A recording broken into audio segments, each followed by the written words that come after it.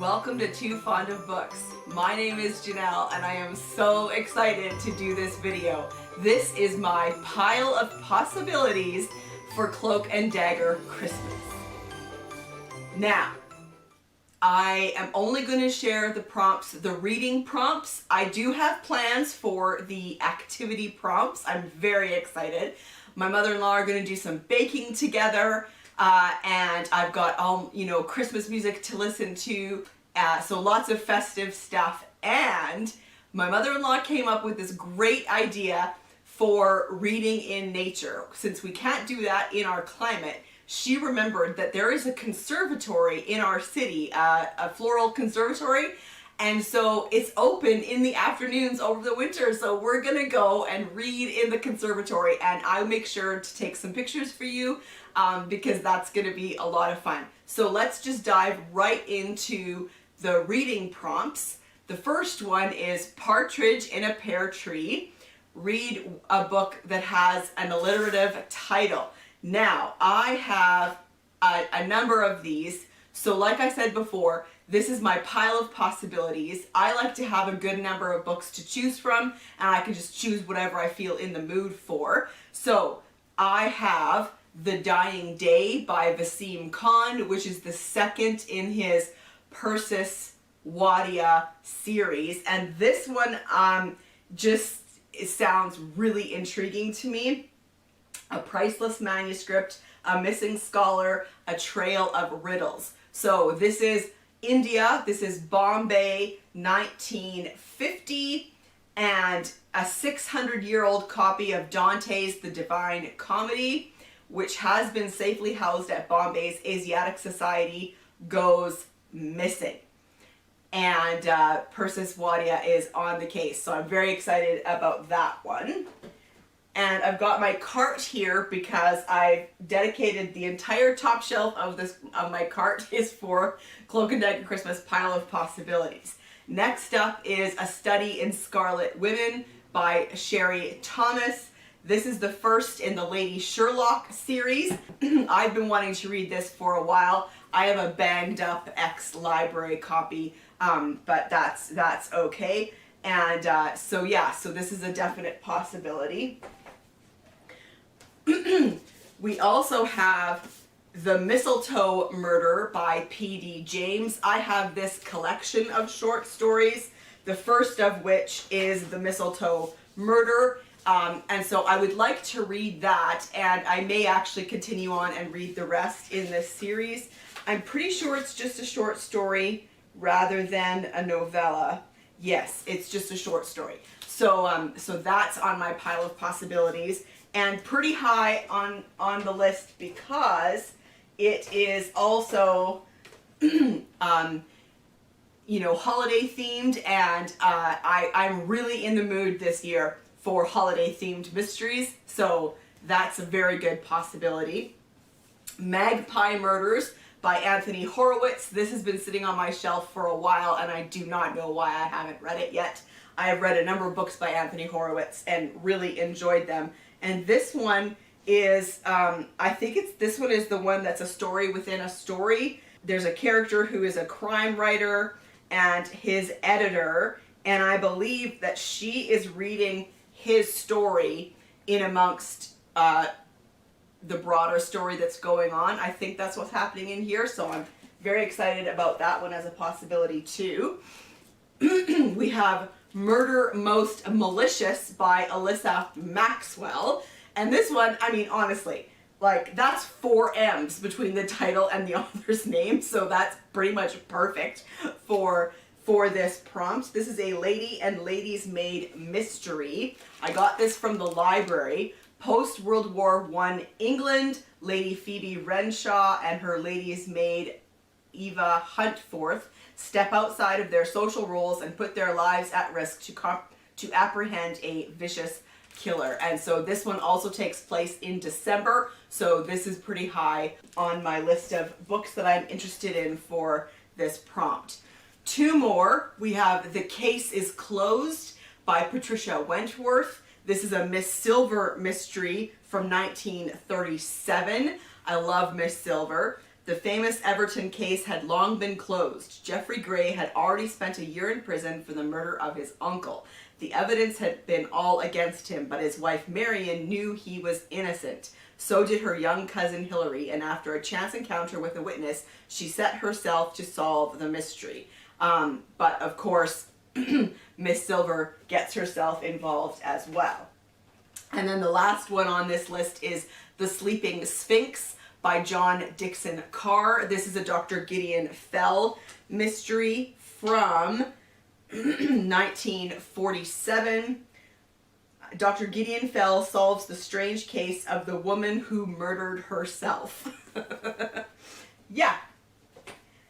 Okay, next up we have Two Turtle Doves, and this is a buddy read. And I actually have 3 buddy reads. I'm so excited. I love doing buddy reads, and I'm still open for it. So if anyone else is having problems finding a buddy to read with for Cloak and Dagger Christmas, hit me up. I'll read with you. Okay, so first up we have Mayday Murder by Julie Wassmer. This is the next up in the Whitstable Pearl mysteries. I believe this is the 3rd one, and I am reading this with Carolyn from Carolyn's Reading Ramblings. We've read the first 2 already together as buddy reads, so I'm excited about this one. We didn't do it in the right order though, because the second one was set at Christmas. We should have saved that for Cloak and Dagger Christmas, but that's okay. This is set in the springtime in Whitstable in England, and yeah, Pearl Nolan runs a restaurant and a detective agency, and I've enjoyed this series, and I've especially enjoyed reading them with Carolyn. Okay, next up is A Christmas Railway Mystery by Edward Marston. I am reading this with my wonderful friend and subscriber, Jackie. I'm so excited.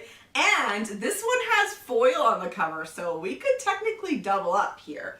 This is a Victorian era historical mystery, takes place in December 1860. And there is a murder, and the railway detective, oh, I've forgotten his name. What is the railway detective's name? Colbeck. That's his name. So I'm excited to be reading this with Jackie. And then third, and this is a good connection to the Christie's Missing readathon, because I'm reading this for that as well. I'm reading 450 from Paddington by Agatha Christie. I'm reading this with my mother-in-law. And so this is great because this also takes place in December around Christmas. This is a Miss Marple, and I'm excited about that. Okay, I was about to do 5 gold rings, but I'm getting ahead of myself.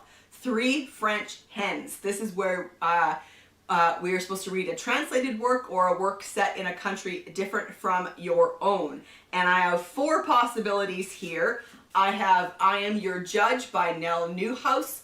This has been translated from the German. I've really enjoyed everything that I've read by Nele Neuhaus from this series.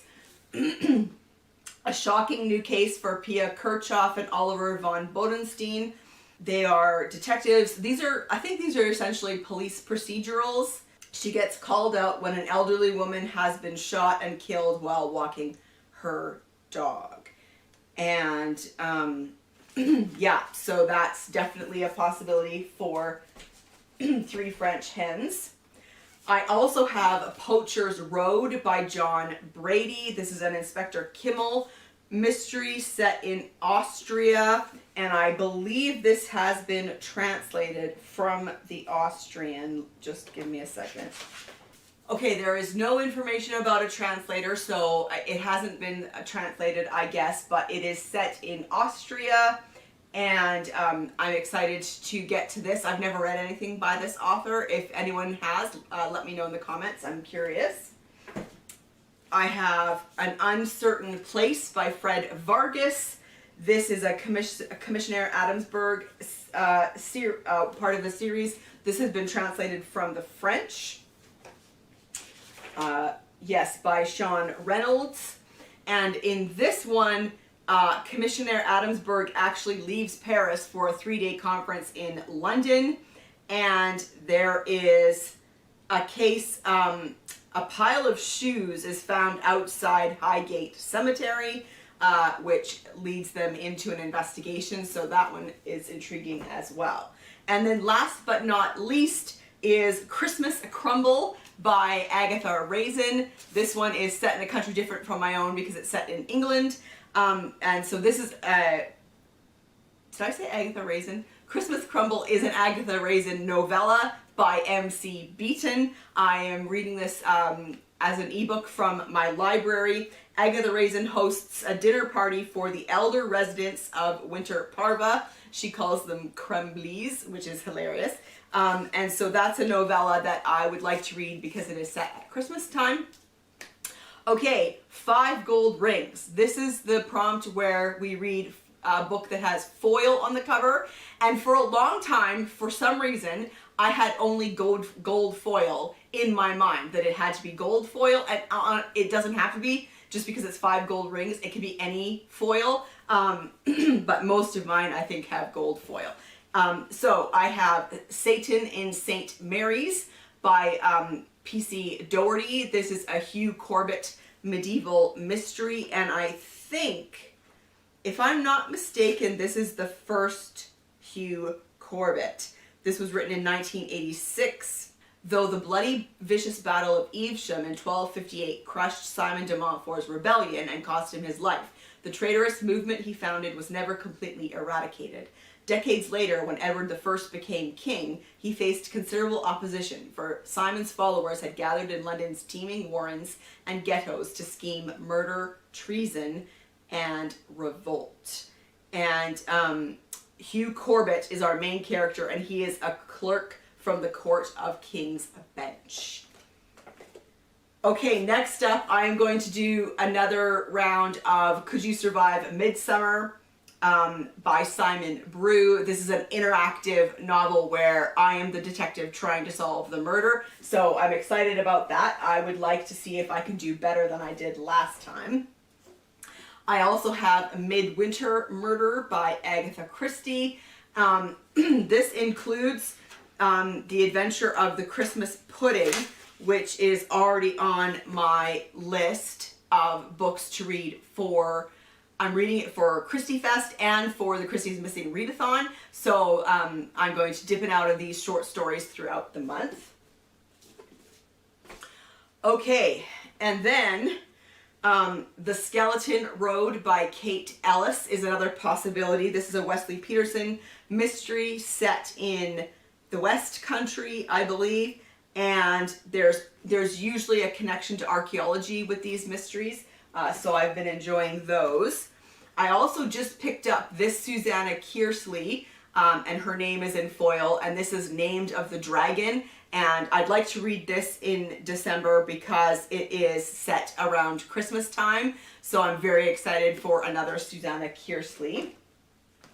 And then I also just remembered that I had this one, even though the foil's coming off, it's still on here. This is The Man with the Lead Stomach by Jean-Francois Perrault. This one could also double up for 3 French Hens because it has been translated from the French by Michael Glenn Cross. This is a historical mystery set in October 1761 in France. Okay, 8 Dingoes Dancing. This is the wild card read, and I have quite a lot of possibilities here because basically whenever there was something that I wanted to read and I couldn't fit it into any of the other prompts, I piled it into this one. So there are a couple of ebooks from my library that I want to get to. First is The Christmas Murder Game by Alexandra Benedict. This one really caught my eye because it is set at Christmas and it's connected to the 12 days of Christmas. So this one is perfect for Cloak and Dagger Christmas. 12 clues, 12 keys, 12 days of Christmas. But how many will die before 12th night? It says that this is Agatha Christie meets Clue in this delightful, tense manor house murder mystery. So that sounds great. That author has also written a new one called Murder on the Christmas Express. 18 passengers, 7 stops, 1 killer. It takes place on the sleeper train to the Highlands when it gets not stuck in the snow. So those are fantastic possibilities. I also have a couple books here by James Scott Burnside. This is Goodnight Irene. This is a locked room mystery set in Mississippi in 1927 that I'm excited to get to. And also The Strange Case of the Barrington Hills Vampire. The only suspect has been dead for 40 years. Doesn't that sound great? And I love this, the back of this. It's kind of reminiscent of those Dell map backs. I love that. Okay. We also, I'm running out of room here. I'm gonna have to pile my books on top. We also have another ebook from the library. It's the 12 Murders of Christmas by Jane Bennett Monroe. This is about pathologist Tony Day, and she's been receiving grisly Christmas cards depicting murders, each accompanied by a twisted verse from the 12 Days of Christmas. So gross, but also 12 Days of Christmas. I have to give it a shot, right? Okay, I also discovered the Father Christmas series by C.C. Benson. And this is great. The main character is Father Tom Christmas. I love that. And this is a series based on the 12 Days of Christmas. The first book in the series, which hasn't arrived yet from the library, so I'm going to put it here, is 12 Drummers Drumming. And the author has started at 12 and is going to 1. But it looks like he's only maybe written 3 or 4 in the series. But there is also 11 Pipers Piping and 10 Lords A-Leaping. And so these are about Father Tom Christmas. He is a recently widowed vicar adjusting to life in the English village of Thornford, Regis. So yeah, I'm pretty excited about that. Okay, another possibility is A Christmas Murder by V.L. McBeath. This is a novella available as an ebook from my library. This is set in 1901 in Richmond on Thames. A parlor game goes wrong. So that sounds great. There is also A Killer in Winter by Susanna Gregory, the 9th Chronicle of Matthew Bartholomew. These are medieval historical mysteries. This one is set at Christmas in 1354. In Cambridge, the winter is as bad as anyone can remember, but however cold the weather gets for 2 individuals, it is about to get even colder. I love Susanna Gregory.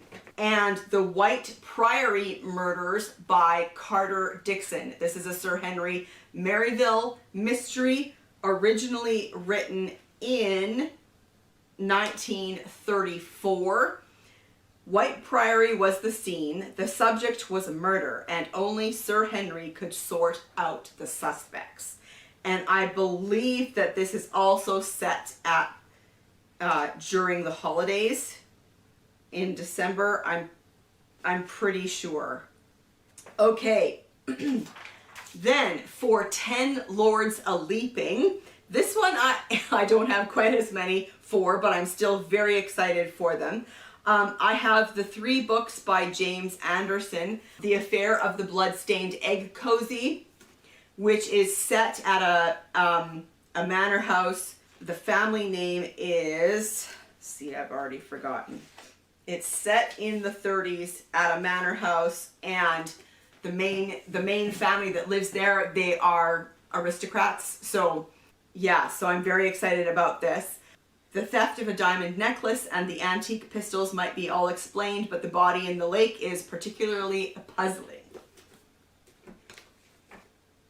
The second one in that series is The Affair of the Mutilated Mink Coat, also by James Anderson. A starstruck English lord finds that movie making can be fatal. I've read this one before and I love it.